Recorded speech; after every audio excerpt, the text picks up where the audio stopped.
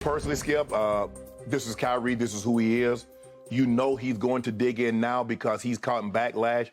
Nick Friedel challenged him. Joe Tsai tweeted at him. Wish he'd have just pulled him into a room and had a conversation. Just because he tweets something, that doesn't mean you have to compound an issue by tweeting back at him. Just call him in. Hey, you're the owner. Just say, Kyrie, I'd like to talk to you about something that you posted. Look, Kyrie always wants you to think. He went to Duke. He wants you to think that he's a physicist and he's the smartest guy in the room and he's a conspiracy theorist. And he says, well, what if that didn't happen? I know, okay, I understand that it could have, but what if it didn't? Okay, even if it did happen, what if it didn't happen? What if who were actually responsible for it wasn't really responsible for it? See, that's how he does. And he's like, I just want to play devil's advocate. So me personally, Skip, I don't listen to anything Kyrie has to say. I think he's a phenomenal basketball player, but he just says a whole lot of stuff, and there are enough of his followers because he has a large enough platform. They're gonna say, Kyrie, you right. And the more people all he needs is one person to tell him that he's right, other than himself, and he's gonna keep it going. And so for me, this is, I ain't got no problem with freedom of speech. Freedom of speech in America does not mean you're free of consequences in America. So you can say whatever you want. You can spew whatever you want. But when the backlash and the consequences come, don't come, oh, cry me, Kanye. Oh, now all of a sudden, you're like, oh, they got a knee on my neck, and it reminds me I was like Emmett Till and yada, yada. I don't want to hear that. Because when you were saying what you were saying, it was without repercussion. I'm free. I'm this, I'm that. And then somebody had to remind him, you look a lot like Shannon Sharpe. Remember when OJ said, OJ, I ain't black, I'm OJ. Kanye started to believe that too. Yep. I ain't black, I'm Kanye. And then he got reminded, oh, yes, you are. But Kyrie, I don't know what his end game is. He's always trying to I'm a free thinker. Those are not free thoughts, Kanye. You reposted something. Now, you said when Nick Friedel says, look, I understand what Alex Jones did. He made families relive a very tragic and horrifying moments in their life. He's a conspiracy theorist. I just like what he said 10 years ago. So you already said what the guy is. And now he's a proven liar. But it's that one thing that you like, you know what, it's that morsel over there. Now, I get what he said right here. It's not true. Okay. Is he a member of these secret societies? Is Alex Jones a member of these secret societies that he can attest to? Is Kyrie Irving a member of these secret societies that he says exist? Just throwing stuff out there, Skip. It's just sad that this is what he's become. But Kyrie, I don't even know if you know who Craig Hodges is, but you better be careful. If you don't know who he is, might need to reach out to him and have a conversation. And I'm gonna leave it at that. Well, because remember what happened to Craig Hodges, the three-point contest guy? Yes, I do. And he had, Oh, yeah. Okay, I got you. All right. I'm with you. I believe in free speech. If Kyrie Irving wants to quit basketball and go home and become a crusader for whatever cause that he wants to crusade for on social media, I am all for him. I say, go, Kyrie, go.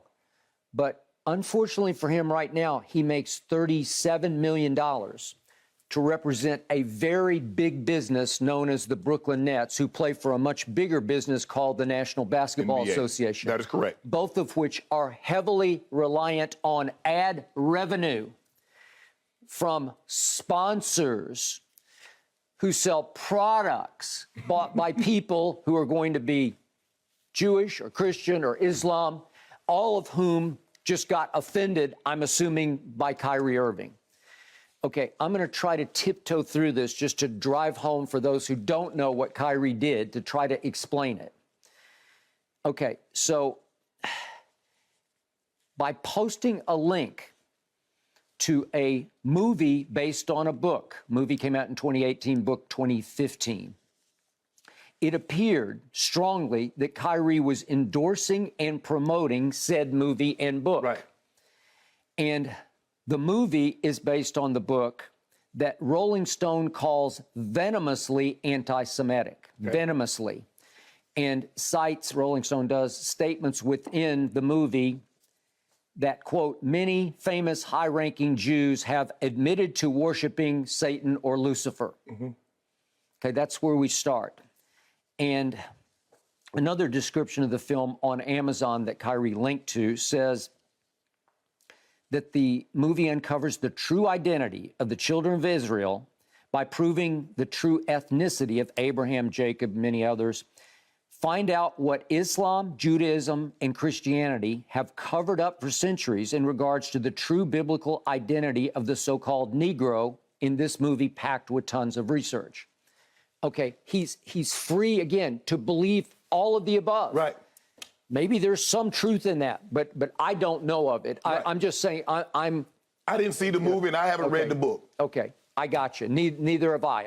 I'm reciting what I'm reading. Probably Kyrie hasn't either, but okay, go ahead. You know what? You're probably right about that. But the problem is, this is going to offend so many people, especially the Jewish people, at the worst time, because Robert Kraft, the owner of the New England Patriots, yesterday sponsored an ad that ran in NFL games, Stand Up to Jewish Hate, probably ignited to some extent by Kanye. Now, Kyrie didn't go completely Kanye as in speaking out against Jewish people. Right. It didn't come straight from Kyrie's mouth. Right. But I had to wonder, was Kyrie standing up, backing up Kanye? Was there something operating under the surface here? I don't know, but I just throw it out. I don't know. So for Kyrie, once again, it's worst. It's not just wrong place, wrong time. It's worst place, worst time. And obviously, his owner condemned him by tweeting, "I'm disappointed that Kyrie appears to support a film based on a book full of anti-Semitic disinformation." That's from your owner. Mm-hmm. And you mentioned ESPN's Nick Friedel went at it back and forth in the media session after the debacle of a loss that they had at home to Indiana. And by the way, they have to play Indiana again at home tonight. That's going to be fascinating to see how that unfolds. But they're going back and forth. And I just wanted Nick to say, well, wait a second, your owner condemned it. That's all you need to know, your owner. And then obviously the league followed suit because they can't have this. And yet, if I can cut through this, in Kyrie's mind, he is trying to uphold African-American history at the expense of Jews and Christians, Islam. You know, you can go on and on. It's at the expense of everything else. Well, I don't look. Like I said, I don't really. Kyrie aside, I don't believe, Skip. I believe you can be pro-black without being anti-this. You don't have to be a Semite, and you don't have to be anti-white. Absolutely. And you don't have because sometimes I think the thing is that if I promote this, that means I hate that, and I don't want people to think that. But Kyrie Irving is the wrong messenger. If somebody else wants to deliver this message and can deliver it in a nice box to get people to understand and to sit down at down at the table and we can have an honest conversation about what happened, what is. Okay, I'm fine. Kyrie Irving is just not the guy I want to hear from. I hear you. So my bottom line takeaway, if I can go all the way to the end of this, whether Kyrie understands it or not, he is condemning the Bible on two fronts. He's condemning the Jews for the Old Testament and the Christians for the New Testament. Whether he likes it or not, he's endorsing, promoting that kind of condemnation of the full Old Testament, New Testament Bible. Does he really want that? Is that where he was heading? Or does he want to look like he's the smartest guy in the room when he really has no idea what he just plunged into? No, he doesn't. He doesn't have any idea. I mean, I get it. But Skip, what are the next thing they thought they were getting? The guy took time off and didn't tell you he was going. The guy said at the time you hired the head coach, said, we don't need a head coach. He's just one thing after another. So when do they think it's going to stop? He's not. That's a great question. It got so bad that his best friend in the world said, I can't take him anymore.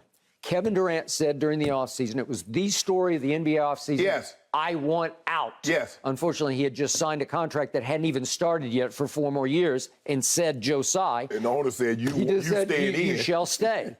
And there was a little bit of forgive and forget, and I'm sure they tried to clear the air, and let's try to run this thing back because maybe Ben Simmons will help. So far, not so good. Right. But the point is that you can just see it in their body language.